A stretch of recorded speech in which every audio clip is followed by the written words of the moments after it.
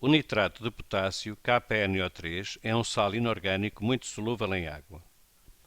O equilíbrio que se estabelece entre o sal sólido e os íons resultantes da dissolução do sal em água pode ser traduzido por, portanto, uma mol de nitrato de potássio no estado sólido dissocia-se numa mol de cations K+, no estado aquoso e numa mol de aniões nitrato no estado aquoso. O sistema atinge um estado de equilíbrio. Considere que se prepara uma solução aquosa de nitrato de potássio por dissolução do soluto sólido. Admita que a solução aquosa de nitrato de potássio preparada é uma solução saturada e que S é a solubilidade do nitrato de potássio em água, expressa em mol por decímetro cúbico, à temperatura a que se encontra a solução. Qual é a relação entre a solubilidade S e as concentrações dos íons K+ aquoso e NO3- aquoso, também expressas em mol por decímetro cúbico nessa solução? Temos aqui as alternativas, vamos ter que selecionar uma, mas vamos antes falar um pouco sobre solubilidade e produto de solubilidade, ou seja, equilíbrio de solubilidade. Vamos abordar agora um tema relacionado com a solubilidade de um sal e o produto de solubilidade. Comecemos por considerar aqui um recipiente que tem um determinado volume, tem um solvente e aqui está simbolizado um soluto. Vamos supor, por exemplo, que é cloreto de prata. É um sal que não é muito solúvel, por exemplo, comparado com cloreto de sódio. O que é que nós temos aqui representado e o que é que se pretende transmitir com esta imagem, com estas setas? Todos sabemos que quando se adiciona um cristal de um sal, por exemplo, do cloreto de sódio à água, esse cristal vai dissolver-se, dizemos nós. Portanto, vai passar para a solução, mas deixa de existir na forma cristalina. Deixamos de ver os cristais e passamos a ver o quê? Passamos a ver, eventualmente, no fundo do recipiente ainda alguns cristais, mas a maior parte deles passaram para a solução. Se quisermos interpretar o que se passou a nível microscópico, vamos considerar que estas esferas amarelas constituem íons que recentemente abandonaram esta amostra de cristal. E estas cinzentas são estes íons que voltam novamente a pertencer à estrutura do cristal. Ou seja, estas setas simbolizam dissociação, estas setas simbolizam precipitação. E, de facto, a nível microscópico, quando um sal interatua com um solvente, o que acontece é isso. No início, por exemplo, se lançamos um cristal a uma solução, à água, por exemplo, o que é que vai acontecer? Os íons da rede cristalina, já que um sal é uma rede cristalina de íons, uma rede com uma determinada estrutura, o sal vai sofrer a interação com as moléculas da água, mas obviamente que os íons que primeiro serão afetados serão os íons da superfície do cristal. Claro que nós podemos tornar este processo muito mais rápido, triturando o sal, ou seja, aumentando a superfície de contacto com o solvente. Mas neste bocado, por exemplo, do sal, o que nós verificamos é que a partir do momento em que ele é colocado no solvente, começa imediatamente a haver aqui íons que passam para o solvente e, portanto, ficam em solução aquosa. Repare-se que no início teremos muito poucos íons a voltar a precipitar e a fazer parte da estrutura cristalina do cristal, mas compreende-se que à medida que quanto mais destes íons, ou seja, quanto mais o sal estiver dissociado, maior será a velocidade com que os íons voltam a precipitar. Até que a determinada altura, o que é que vai acontecer? Vai-se estabelecer um equilíbrio dinâmico. Ou seja, a nível macroscópico parece que já tudo terá terminado, mas a nível microscópico estas reações voltam não, continuam a acontecer, ou seja, continua a haver dissociação e continua a haver precipitação. Simplesmente a taxa a que se dá a dissolução é igual à taxa a que se dá a precipitação. E dizemos então que se atingiu aqui um equilíbrio, mas um equilíbrio de solubilidade, que é um equilíbrio químico.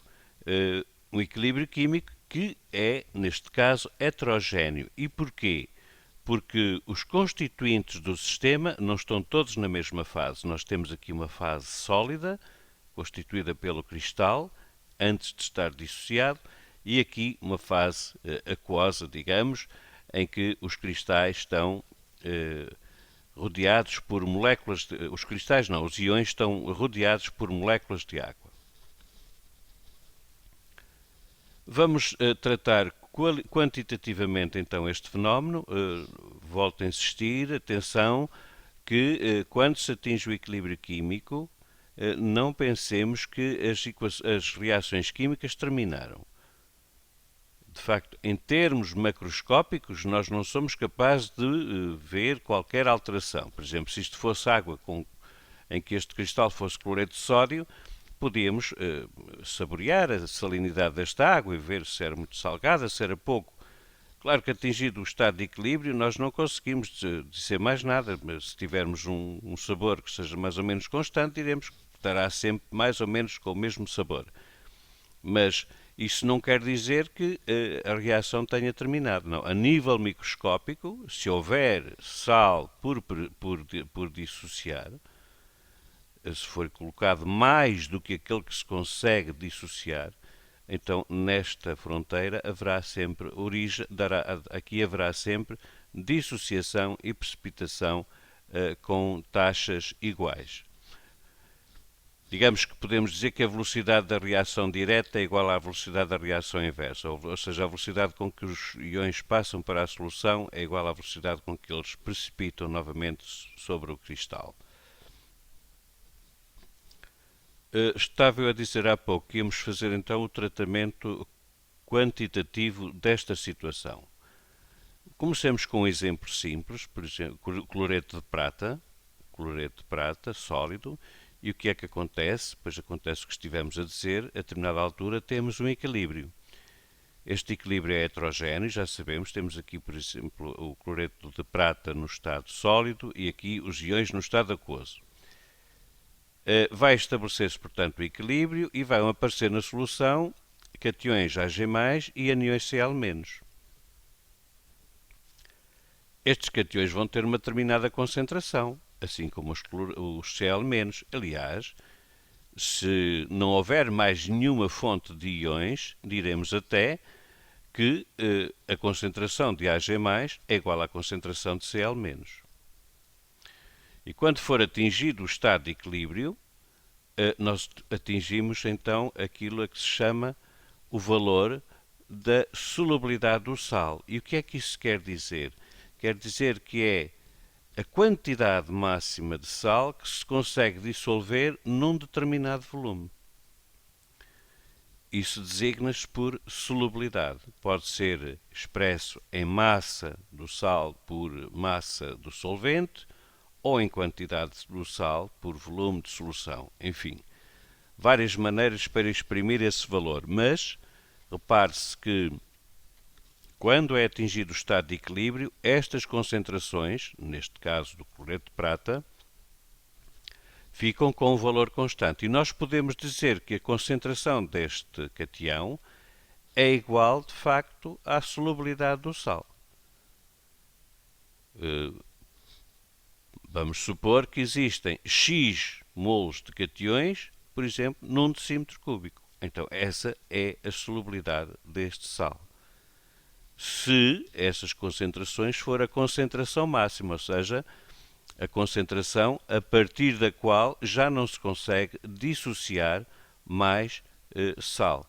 Dissociar em termos macroscópicos, porque em termos microscópicos continua aqui a haver uma igualdade entre a velocidade da reação direta e a velocidade da reação inversa. Mas, de facto, a concentração dos íons, quando é atingido o equilíbrio, não é mais alterada essa concentração. Portanto, estando numa situação de equilíbrio, podemos definir a constante de equilíbrio para este processo e que designaremos por K índice S, por causa de estar relacionado com a solubilidade. E será igual a quê? Será igual, como temos visto noutros casos, à concentração, ao produto, aliás, das concentrações dos produtos, na situação de equilíbrio elevado ao respectivo coeficiente estequiométrico, a dividir pela concentração dos reagentes. Mas nós temos aqui um equilíbrio heterogéneo e não temos cá incluído a dividir pela concentração de cloreto de prata sólido. E porquê? Vamos ver aqui uma questão relacionada com a concentração de um sólido. Suponhamos uma rede cristalina, um sólido, em que aqui são representados por estas esferas os seus íons, e queríamos determinar a concentração deste sólido. É um sólido homogéneo. Pela definição, seria a quantidade química a dividir pelo volume. Portanto, temos aqui uma determinada quantidade química que está relacionada com um determinado volume. Portanto, fazendo este quociente, obtemos a concentração. E se calculássemos a concentração, por exemplo, relativa a este bocado aqui simbolizado a amarelo? A mesma maneira seria a concentração ali, C', seria a quantidade química a dividir pelo volume. Esta quantidade química, claro que está relacionada com o volume a que ela diz respeito. E, portanto, teremos aqui a expressão para a totalidade e a expressão aqui para uma parte. Vamos, no entanto, provar que C e C' são iguais. Repare-se que C' pode ser expresso em termos de n sobre 4, porque tratando-se de um quarto, então a quantidade química é n sobre 4. Claro que o respectivo volume também será V, o volume total, sobre 4. Nós só estamos a considerar um quarto da amostra e partimos do princípio que o sólido era homogéneo. Então, se simplificarmos, vamos obter C' igual a n sobre V, igual a n sobre V, ou seja, igual a C. Portanto, repare-se que a concentração de um sólido, se ele for homogéneo, é sempre uma constante. Por isso, ela não vai tomar parte nesta definição de constante de produto de solubilidade, porque sendo uma constante, ela já está integrada neste valor Kps.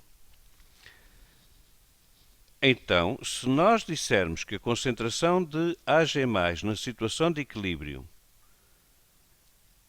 é a solubilidade do sal, e porquê é que é a solubilidade do sal? Porque é a partir daqui que nós sabemos qual é a quantidade de sal que se dissolve.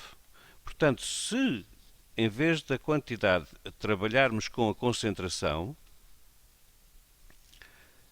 chegamos facilmente à conclusão que no caso do cloreto de prata estas duas concentrações são iguais se não houver proveniência de íons Ag+, ou de Cl- de outra substância. Por exemplo, nesta água podia já haver cloreto de sódio.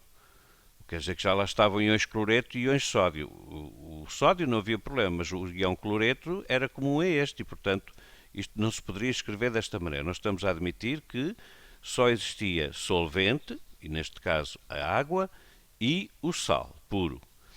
Portanto, podemos dizer que a solubilidade deste sal é igual à concentração de cationes prata quando é atingido o estado de equilíbrio.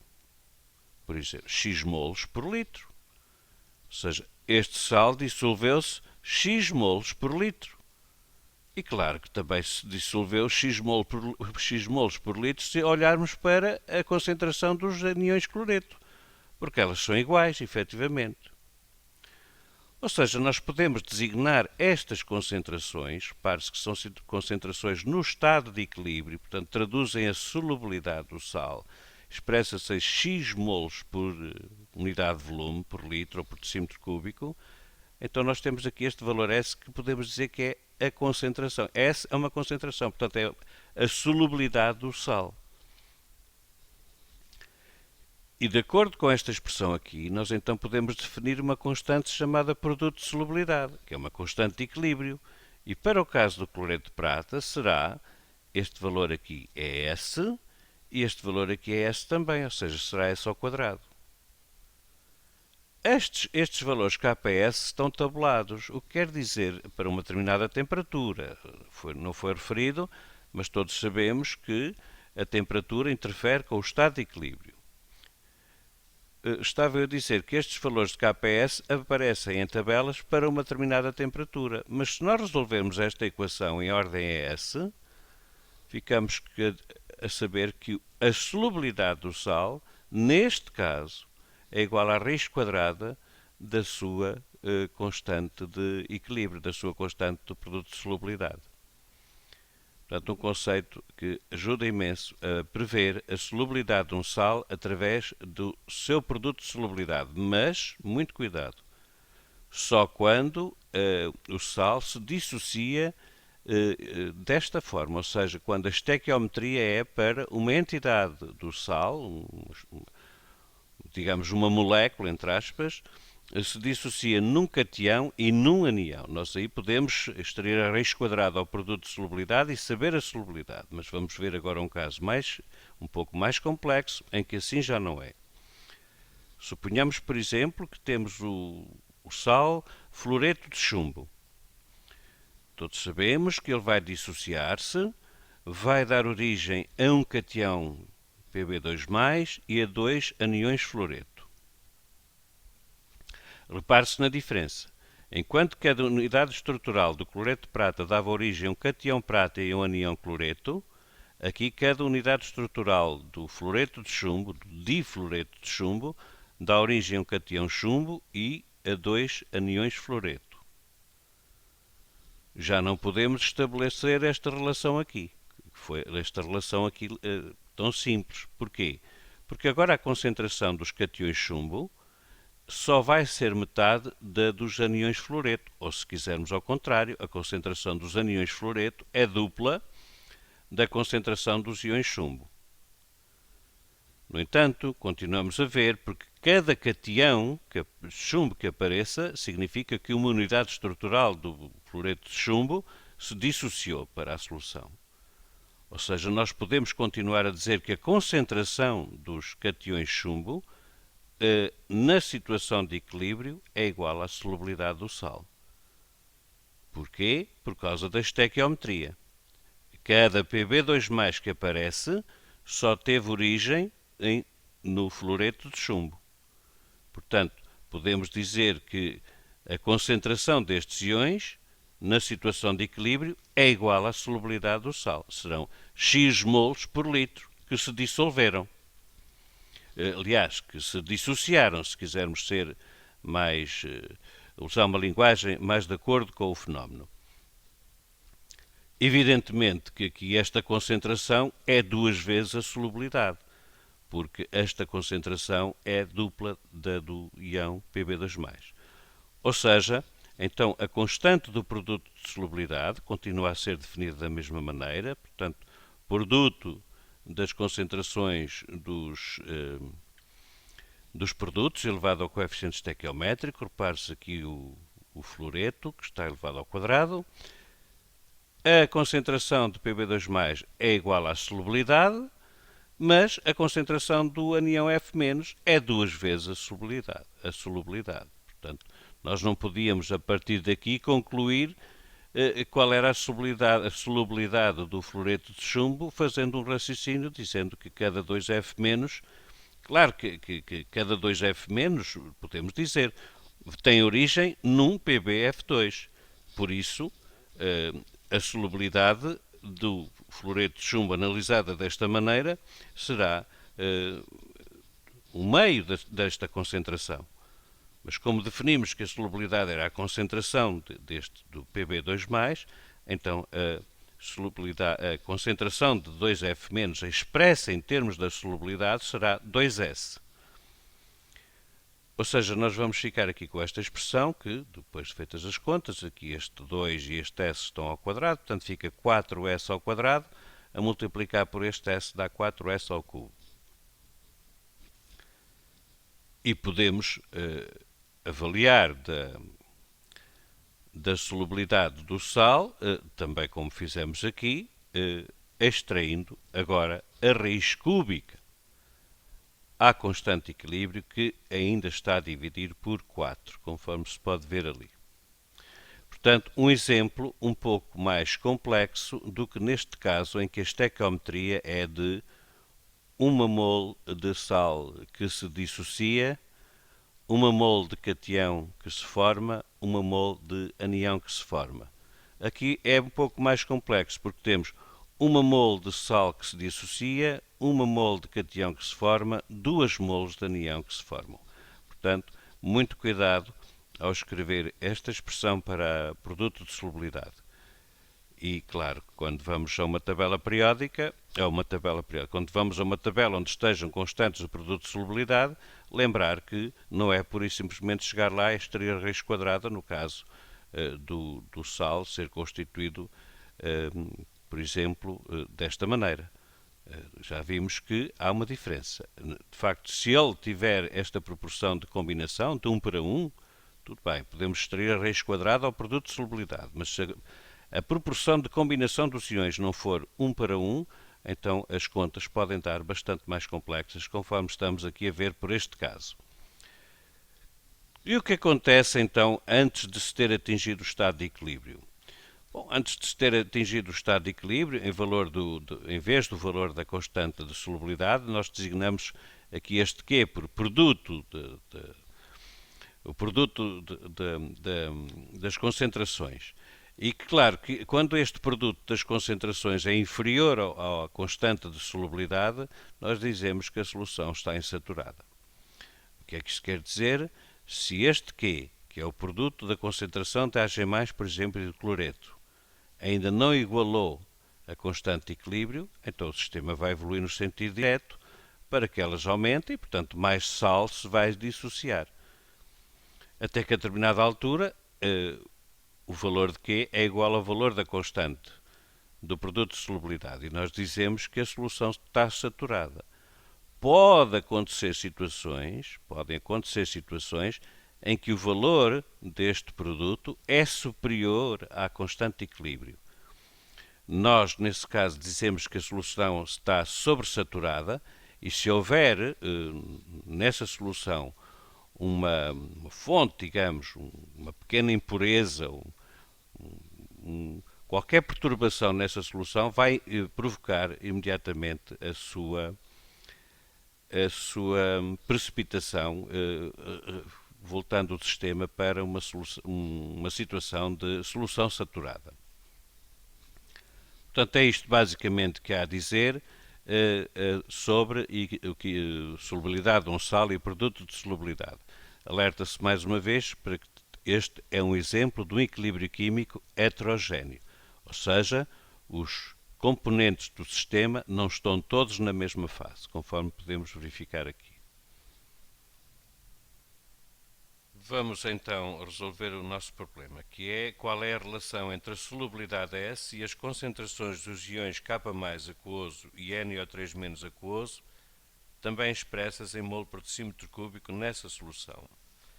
Nós temos aqui várias hipóteses, são 4, duas não fazem qualquer sentido. Por exemplo, temos aqui A, de acordo com aquilo que vimos, raiz quadrada da concentração do cation, ou igual à raiz quadrada da concentração do anião, não faz sentido.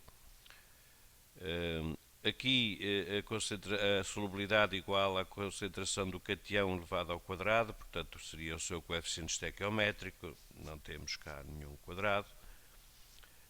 De qualquer das maneiras, a solubilidade, vamos escrever a equação química para nos simplificar. Temos cada entidade KNO3 do sal a dissociar-se e a aparecer um cation K+ aquoso e um anião NO3- aquoso. Cada K+ que apareça ou cada NO3- que apareça significa que houve um KNO3 que se dissociou. Portanto, estamos a ver que a concentração de K+ na situação de equilíbrio é igual à concentração de NO3- na situação de equilíbrio e é igual à solubilidade do sal. Porque se aqui tivermos, por exemplo, na situação de equilíbrio 2 molos por, é muito, x molos por decímetro cúbico, isso significa que estas x molos por decímetro cúbico tiveram origem na dissociação de x molos de KNO3. Portanto, a solubilidade é de facto igual à concentração de K+, e também é igual à concentração de NO3-. Portanto, não é metade, é a opção D, é a opção correta.